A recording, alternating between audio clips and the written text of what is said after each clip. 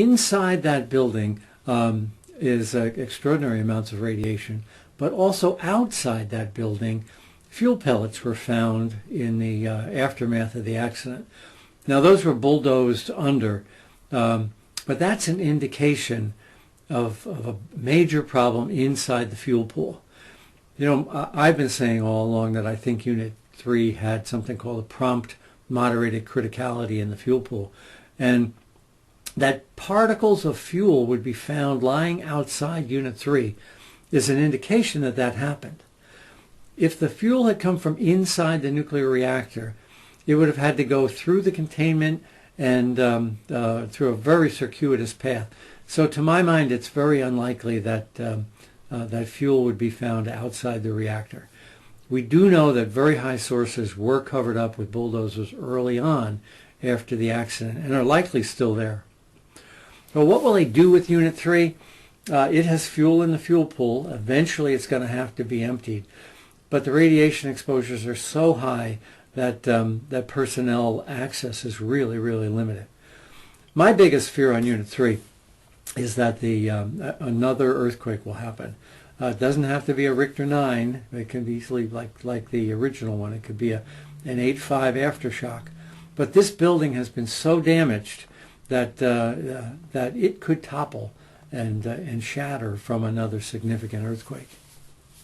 It's being covered up and probably will be completely covered with one of those shrink wrap covers by the winter. But right now it's the only building that's exposed to the atmosphere. Let's go down the road in between the power plants now to Daiichi 4. Now Daiichi 4 wasn't running when the accident happened, but yet it exploded as well. What made Daiichi 4 dangerous was the fact that all of the nuclear fuel wasn't in the containment. All of the nuclear fuel was in the fuel pool. So this was the biggest concern of all the experts after the accident. And it's the reason that the Americans evacuated out to 50 miles. So even though we had explosions in Unit 1 and Unit 2 and Unit 3, that was not the big threat to the population in Japan. It was Daiichi 4. Now, the reason for that is that the fuel was hot, physically hot. And if the fuel pool didn't get enough water, it would have drained, and then you would have had a meltdown inside the fuel pool. And there's nothing between the fuel pool and the sky to keep that radiation in. At least 1, 2, and 3 had containments that may have been leaking, but they hadn't completely failed. So the main issue was, what if Unit 4 runs out of water? Well, you'll recall right after the accident, they brought in pumping trucks to pump water in. And even before that, they tried the helicopters, which was a joke. There was no way a helicopter was going to keep this thing full. But in any event, they were able to pump the water back into that fuel pool. And now they got underneath the fuel pool and stabilized it. This is another indication of a seismic problem on the Daiichi site, because after this building exploded, Tokyo Electric went in and beefed up the floor under this fuel pool. So clearly they had concerns back in April and May, right after the accident, that this plant had a fuel pool that it was in jeopardy of failing. Now this one's all wrapped up in shrink wrap right now, and they're planning to begin to move nuclear fuel shortly. Now, nuclear fuel is like cigarettes in a pack of cigarettes, and if the pack is new, you can pull a cigarette out pretty easily.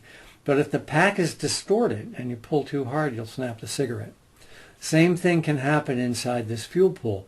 If you pull too hard on the nuclear fuel, you can snap the nuclear fuel because the rack has been distorted. The roof fell in on the building. Of course, the rack is distorted. So it wouldn't surprise me that in the course of emptying this fuel pool over the next year, they'll snap a fuel bundle. And you see the stack over there on the right? Well, that's connected now. So they'll pump the gases from inside that envelope up the stack and release them into the air. So it wouldn't surprise me that we'll get airborne krypton again, krypton 85, as a result of cracked and damaged fuel inside that fuel pool. It happens at nuclear power plants around the country periodically. What normally happens is the fuel pool area is evacuated, all those gases get sucked out and pumped up the stack. So keep your eye on Unit 4. I suspect in the future that'll happen. Now we have to pray on Unit 3 and Unit 4 that there's no significant earthquake until those fuel pools are empty. Unit 4 is structurally stronger than Unit 3, but still it's in jeopardy because it too had the effects of an explosion. There's also a bulge in that blue wall right at the bottom. That blue wall is concrete, and above it was the steel building that we talked about that you could buy at Sears. But that blue wall has a buckle in it, and it bows out about an inch or two. That's something called a first mode Euler strut buckle, and it's an indication of a structural problem caused by the earthquake on Fukushima Daiichi Unit 4.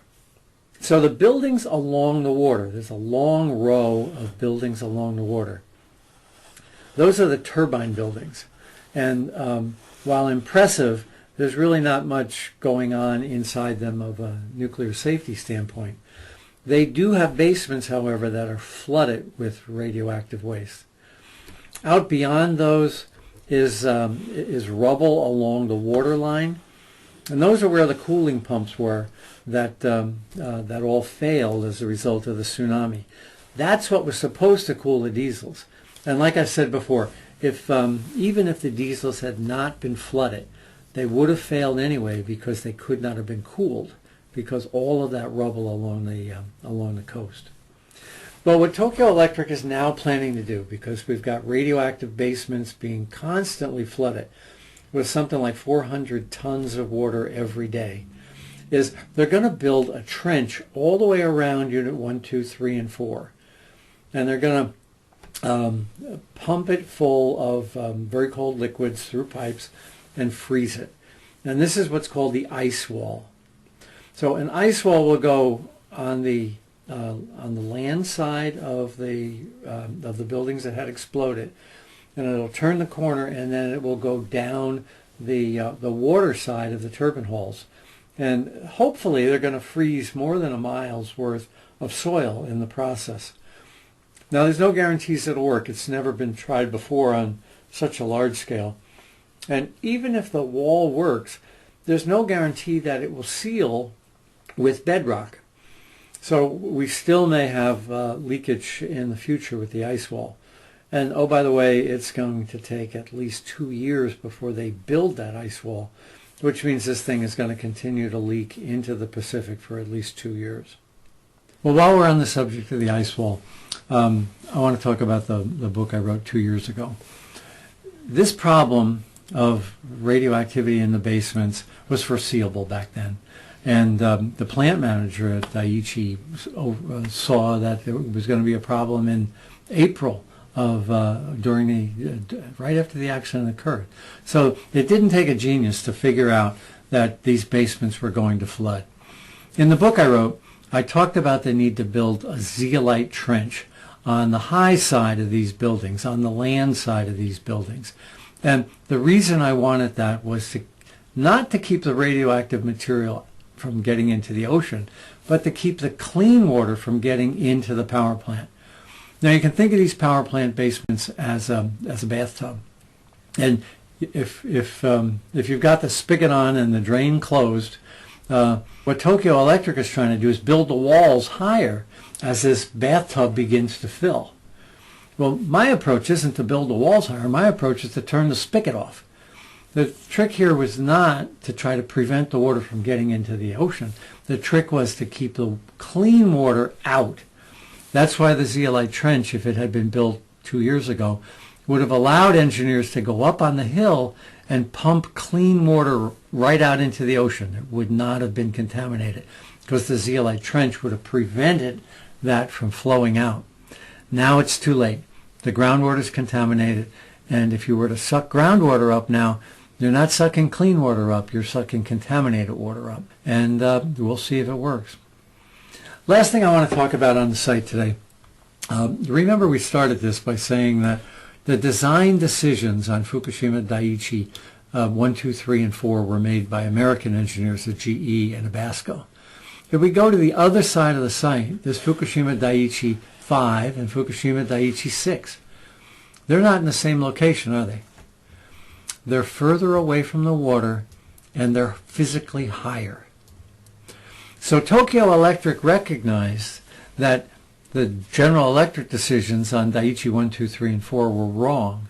And when they built more reactors on the site after the first 4, that were essentially carbon copies of each other, Daiichi 5 and Daiichi 6 were built far enough away from the ocean and high enough, they were another 10 feet higher, that when the tsunami hit, it didn't do anywhere near as much damage. The Abe administration has just suggested that they're going to shut 5 and 6 down anyway. And in fact, we are detecting radiation in the basements of 5 and 6. But as far as meltdowns go or hydrogen explosions go, they survived that pretty darn well. Because engineers learned that the decisions on 1, 2, 3, and 4 were wrong, and they built these further back and higher from the ocean. I'm Arnie Gunderson from Fairwinds. Thanks for tuning in, and I hope you enjoyed the tour. I'll keep you informed.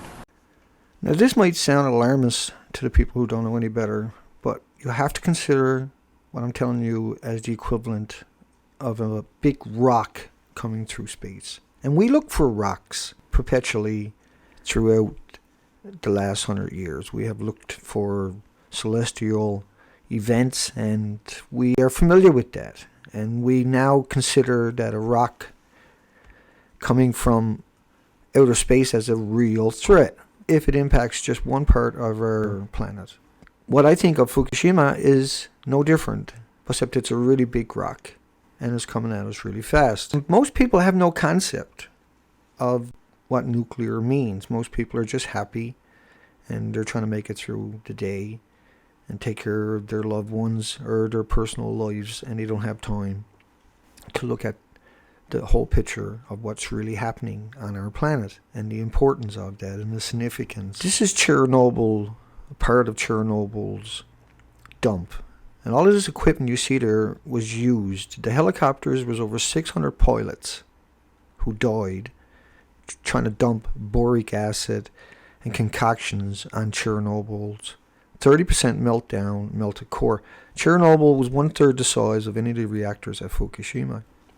These people really don't know what they're up against. There's 600,000 of these conscripted, and they were put to war against a machine that has never lost a war. We're fighting an enemy that doesn't know how to lose and that takes over the planet in increments over time. Japan was hit by an earthquake, followed by a tsunami, followed by 3 meltdowns. Reactor 1, 100% meltdown to 1 million sievers out in front. 500 sievers can kill you. Unit 2 stayed intact, but it's 100% meltdown, and the fuel pools are melted down and nobody has ever been inside. Unit 3 is obviously 100% meltdown and is missing its top 6, 7 floors. These are 10-story buildings. Unit 4 right alongside of it, in the bottom right hand corner, was 100%, as you can see, destruction. And its fuel pool, it didn't have any rods in the reactors, but its fuel pool had fires and obviously detonations, and this is very toxic for a very long time. So we have 4 reactors in heart attack mode. All of these reactors had their basements busted by the earthquake and are filling up with water, and because of the radioactive materials all over those sites, the radioactive water is extremely toxic. It's aerosoled into the environment and hemorrhaging into the ocean. Waste has a very, very long life, and throughout history we have dumped this stuff into our